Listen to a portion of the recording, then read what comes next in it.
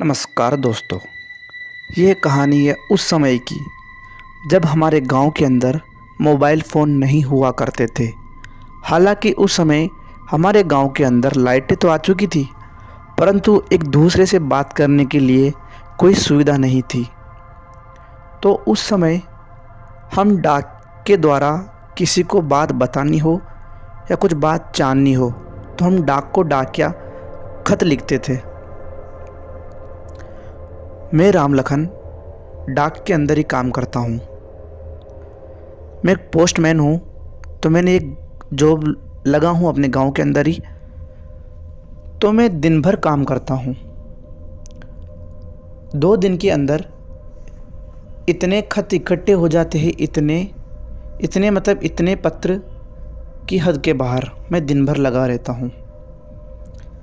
अब आज का जो मेरा टूर था वो भवानीपुरा गांव के अंदर मेरे को अपना काम करना था, वहाँ पर पत्र देने थे।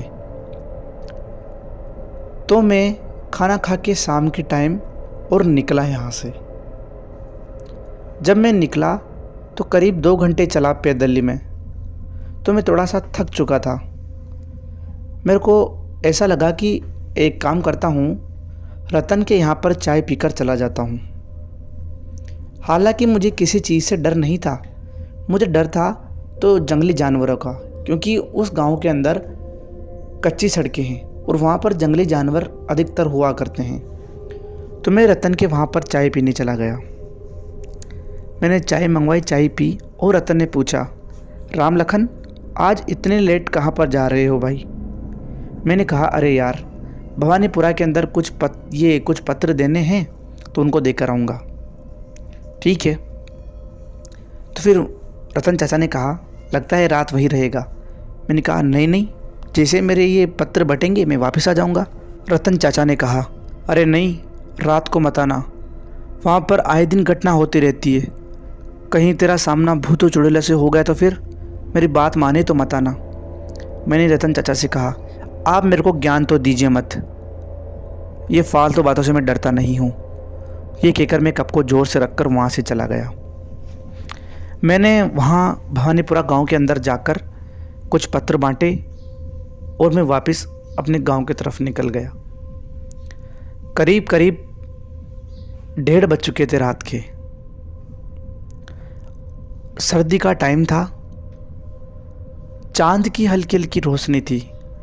इतना भयानक अंधेरा था कि मैं अनुमान के हिसाब से चल रहा था। मेरे को मेरा शरीर भी नहीं दिख रहा था, इतना अंधेरा था। मैं उस कच्ची सड़क पर था। मेरे को आवाज़ें आ रही थी ज़ोर ज़ोर से, जानवरों की चीखने की, जैसे कि मेरे पास ही चीख रहे हो। मैं धीरे धीरे आगे बढ़ता रहा। मैं थक भी चुका था। अब मेरे मन में बस यही बात थी कि कोई मुझे सवारी मिल जाए कैसे भी करके। तो दूर पर मेरे को एक बैलगाड़ी के अंदर एक दादा दिखाई दिए।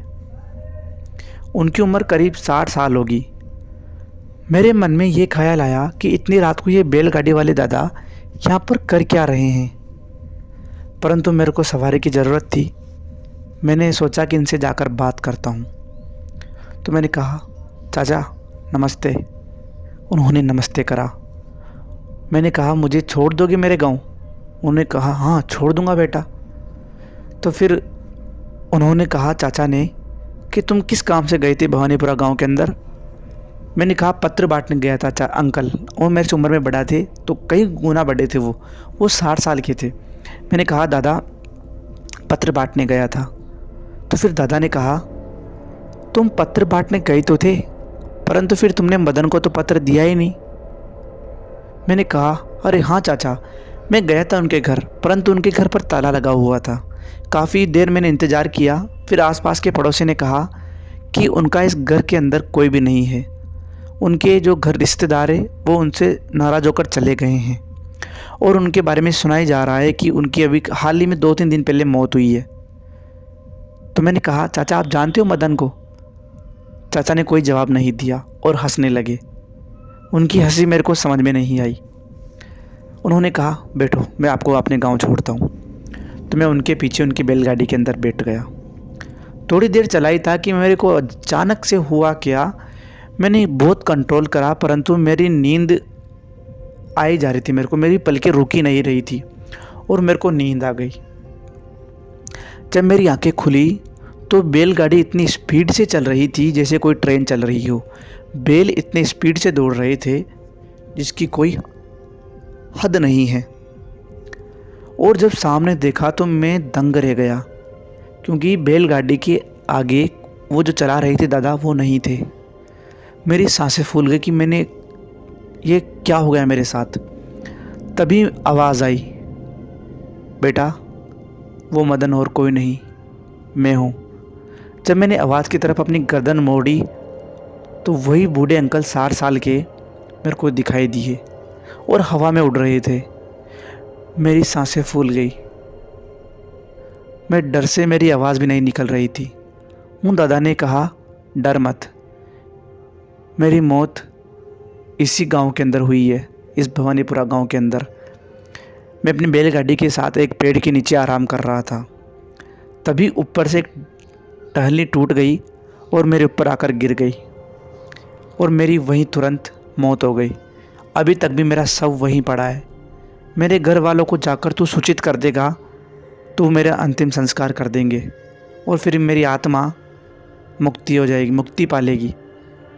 ये कहकर वो आदमी गायब हो गया और वो बैलगाड़ी वहीं रुक गई और मेरा गांव भी आ चुका था।